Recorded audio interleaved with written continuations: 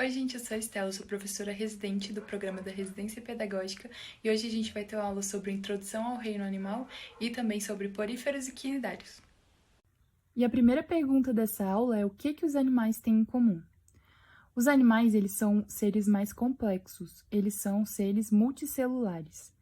Eles são heterótrofos e eles geralmente se nutrem por ingestão. E nas teias alimentares, né, eles sempre ocupam posições de consumidores, justamente por serem seres heterótrofos, eles não conseguem produzir seu próprio alimento. São eucariontes, ou seja, as suas multicélulas, todas as suas células são organizadas, tem um núcleo, tem tudo separadinho, tem organelas. E os animais, em geral, apresentam reprodução sexuada. Alguns podem apresentar reprodução assexuada, mas, no geral, a reprodução sexuada está mais presente. A gente introduz agora o termo simetria, que é a forma em que os animais estão dispostos, como seu corpo é formado, né?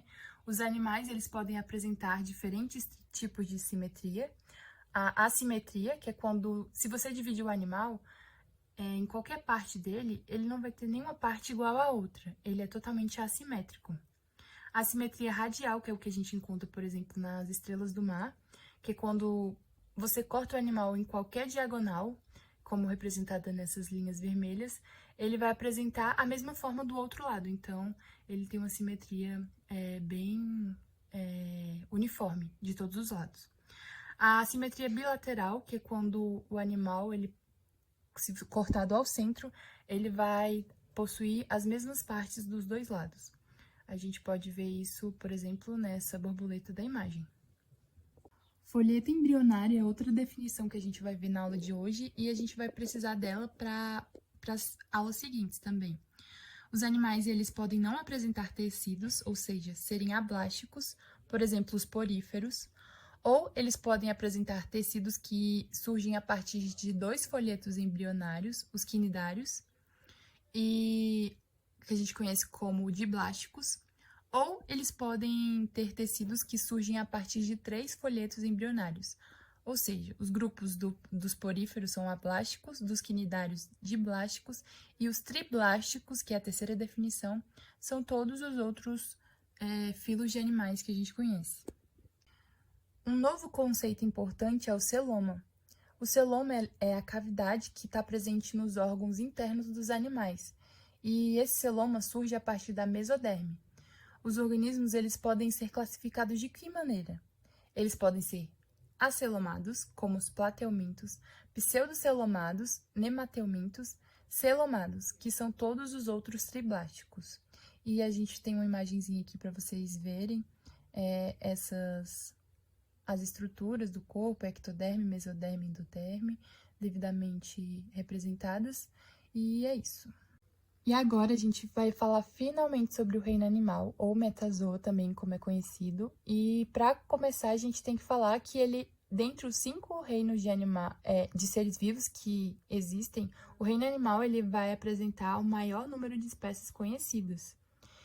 Os animais, eles podem ser separados de forma genérica em 2 grandes grupos, por exemplo, os invertebrados ou vertebrados. Os invertebrados não apresentam vértebras, como a gente tem exemplo de insetos, crustáceos, aracnídeos, entre outros. E os vertebrados são os animais com vértebras, como temos representantes peixes, aves, anfíbios, répteis e mamíferos. Essa imagem representativa é como se fosse uma pizza, né? Uma pizza que está dividida de maneira desigual, né? Porque a gente pode ver ali no canto inferior os moneros, que estão bem pequenininhos, são poucos representantes conhecidos, não quer dizer que sejam poucos, mas a gente conhece poucos. Os protistas já são um pouco maiores, fungi, plantas. E aí, o maior pedação da pizza, né, foi dividido para os animais. E a gente tem um pedacinho que são conhecidos ali de vertebrados, ou seja, todos aqueles que possuem vértebras, incluindo nós, seres humanos, né? E o resto, a grande maioria dos animais são invertebrados, são, dando spoiler, insetos. Então, assim, a gente vai estudar esse grande reino e vamos entender o funcionamento de muitos deles. Então, vamos lá? Primeiro, a gente está falando de reinos. Vamos repassar uma informação que eu acho que vocês já têm. Os reinos, eles são formas de organização. A gente pode pensar nos reinos como se fossem caixas. Agora, a gente está na caixa que é a caixa do reino Animalia. Só que dentro dessa caixa, a gente ainda tem outras repartições. Ou seja, não sei se vocês já ouviram falar, mas tem um mnemônico que se chama reficofage, que é uma forma da gente entender o que se tem dentro dessa caixona. Vamos pensar só na caixa de reino Animalia. O re é o reino, então o re é a caixa, e o ficofage são outras caixinhas dentro do reino. O filo, classe, ordem, família, gênero, espécie, respectivamente. Na próxima imagem vocês vão entender um pouco melhor. Por exemplo, aqui, o reino está representado de rosa um pouquinho mais escuro, e dentro dessa caixona de reino a gente tem o filo, que engloba classe, que engloba ordem, família, gênero e espécie, respectivamente. Ou seja, dentro do reino a gente tem todos esses outros táxons para poder a gente se organizar. E isso é uma forma de mostrar que a biologia tem uma organização muito grande e a gente trabalha separando bonitinho para poder entender, classificar, aproximar ou distanciar espécies, por exemplo. E isso a gente vai ver de acordo a... O reino animal ele é super diverso, como a gente viu, e cada indivíduo tem sua particularidade, cada espécie tem sua história. E para a gente entender um pouquinho sobre os filos, a gente vai estudar 9 filos do reino animal, sendo que existem mais filos, né, que a gente vai desconsiderar nesse nosso estudo. Essa nossa aula, a gente tem como objetivo entender os poríferos e os quinidários, que estão presentes no reino porífera e quinidária. Os outros filos a gente vai desconsiderar nesse primeiro momento, porque teremos aulas posteriores falando de cada um desses outros 7 filos que faltam ainda. A gente vai começar com os seres menos complexos e vai aumentando a complexidade deles. Lembrando, sempre bom relembrar, que não existe mais ou menos evoluído quando se trata de organismos vivos, porque todos são evoluídos o suficiente para coexistirem. Então, todos eles têm características que os fazem evoluídos para existir. Aqui está um cladograma mostrando a hipótese filogenética dos 9 filos, né, que a gente vai estudar do reino animal. E ali no cantinho direito a gente pode ver onde estão os vertebrados, né? Então ele está bem distante ali do ancestral comum e a gente vê com quem ele é mais aparentado, de quem ele está mais distante.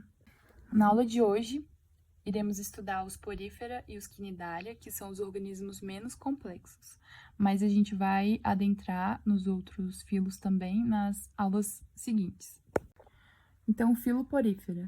Quando a gente fala de filo porífera, os representantes mais conhecidos são as esponjas do mar. E quando a gente pensa em esponjas do mar, a gente pensa em Bob Esponja. É super comum. Foi a primeira coisa que eu pensei quando me disseram. Mas olhando para o Bob Esponja, eu fico me perguntando, ei, tu é mesmo um porífero? Porque a anatomia dele tá condizente com o que é um porífero de verdade? Então, a gente vai descobrir isso na aula de hoje. E já dando um spoiler, o Bob Esponja não é um porífero representado da forma mais correta, porque um porífero é assim.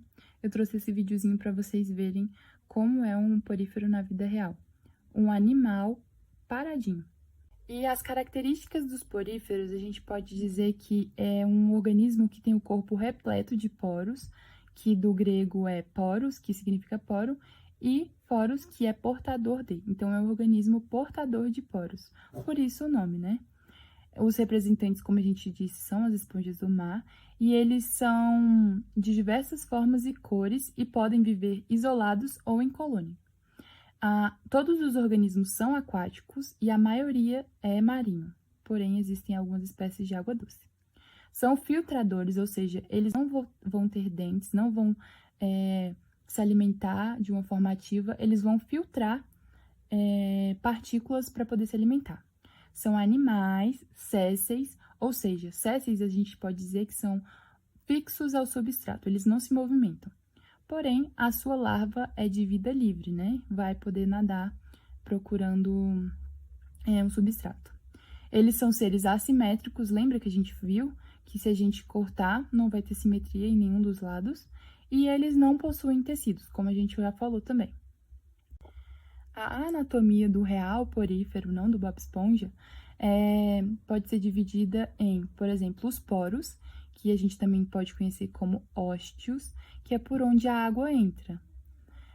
A água vai sair por um orifício que a gente chama de ósculo. Tem na imagem aqui à direita.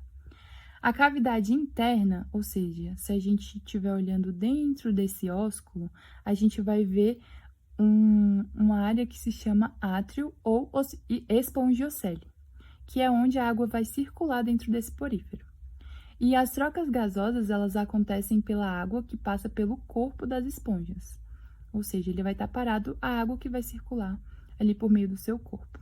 A circulação ela vai acontecer pelo batimento do flagelo dos coanócitos, que são células desses poríferos, e essas células vão estar revestindo a espongiocele.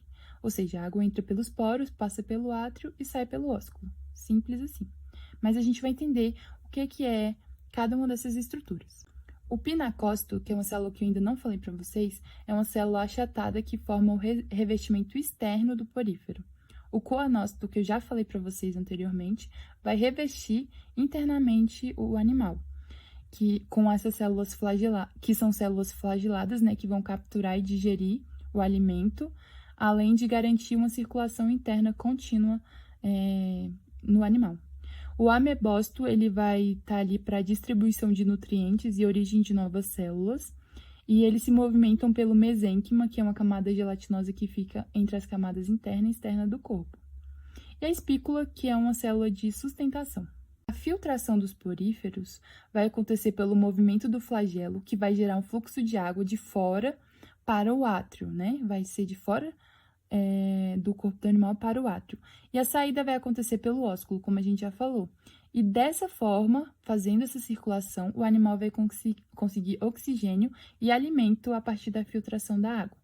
O alimento é digerido de maneira intracelular, como a gente já falou.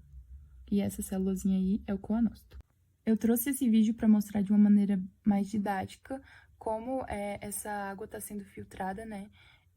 O mergulhador coloca essa substância do lado de fora e a circulação da água acontece passando pelos poros e adentrando o corpo do animal e saindo pelo ósculo ali na parte superior. As formas de reprodução dos poríferos são assexuada ou sexuada. A forma sexuada de reprodução, ela pode acontecer ainda de duas maneiras. Uma delas é quando os indivíduos são dioicos, ou seja, eles possuem sexos separados. Por exemplo, existe um indivíduo fêmea e outro macho, que vão fazer trocas gaméticas entre si. Ou esse porífero pode ser monóico, apresentando o mesmo indivíduo, os dois sexos, e aí o mesmo indivíduo faz as trocas gaméticas entre si.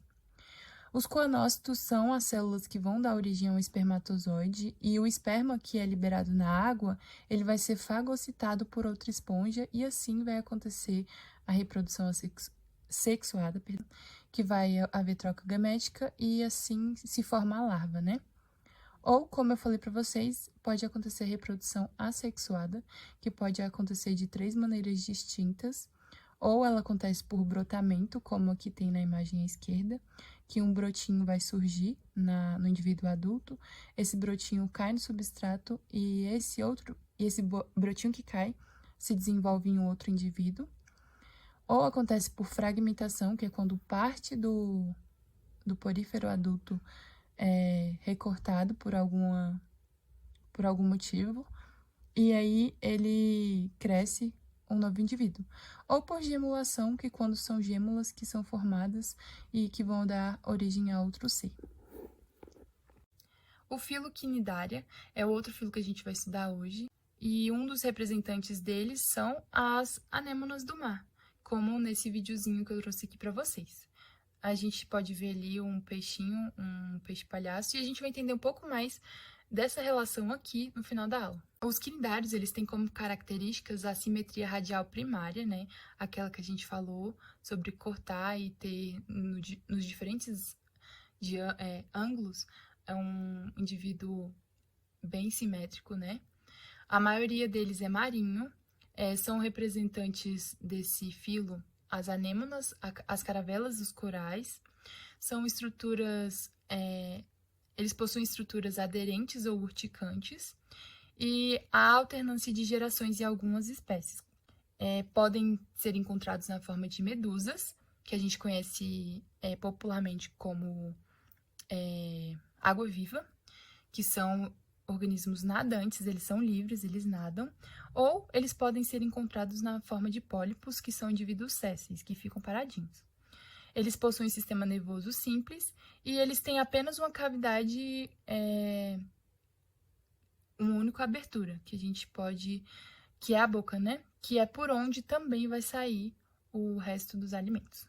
Aqui nessa imagem a gente pode ver a boca do pólipo e a boca da medusa. A boca e os tentáculos do pólipo estão na parte de cima, já a boca e os tentáculos da medusa estão ali na parte de baixo. A mesogleia é uma camada intermediária gelatinosa que está presente nos dois. A camada externa de células forma a epiderme, presente também nos dois. E a camada interna é a gastroderme, também presente nos dois. A gente pode ver pela imagem. Falando sobre a anatomia dos quinidários, os tentáculos eles são estruturas de defesa e também de capturar alimento. Igual quando a gente escuta sobre ir à praia, que a água-viva queimou, né? Por causa dessas estruturas de defesa que estão principalmente nos tentáculos. Os alimentos eles vão passar da boca para uma cavidade digestiva, né? A cavidade gastrovascular.